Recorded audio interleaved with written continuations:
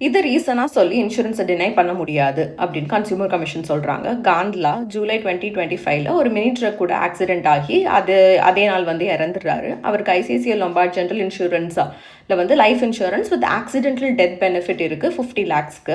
அவங்களோட ஒய்ஃபை நாமினியாக போட்டிருக்காங்க.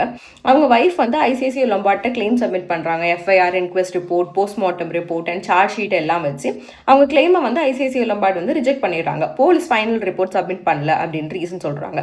வைஃப்க்கு அதுக்கு அகேன்ஸ்டாக கன்சியூமர் கமிஷன் போகிறாங்க. ஐசிஐசிஐ லொம்பார்ட் நாங்கள் பல தடவை கேட்டோம், அவங்க தான் எங்களுக்கு மேண்டேட்ரியாக இருக்கிற police final report, income tax returns and 1 year bank statement, இந்த டாக்குமெண்ட்ஸ் எல்லாம் அவங்க கொடுக்கல. அது இல்லாமல் எங்களால் கிளைமை ப்ராசஸ்லாம் பண்ண முடியாது அப்படின்னு சொல்கிறாங்க.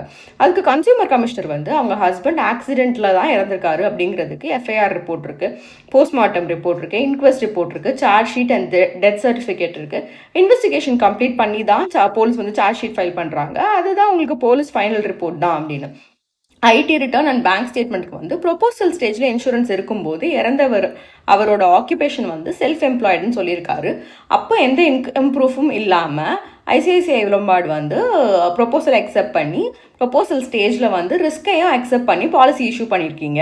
இப்போ இன்கம் டேக்ஸ் ரிட்டர்ன்ஸ் கேட்டு டெக்னிக்கல் கிரவுண்ட்ஸில் கிளைமை ரிஜெக்ட் பண்ண முடியாது அப்படின்னு சொல்லி அவர் ஒய்ஃபுக்கு கொடுக்க வேண்டிய 50 லட்சம் plus 20,000 for mental agony, 10,000 for litigation cost எல்லாத்தையும் 45 நாளில் பே பண்ணுங்க அப்படின்னு சொல்லியிருக்காங்க.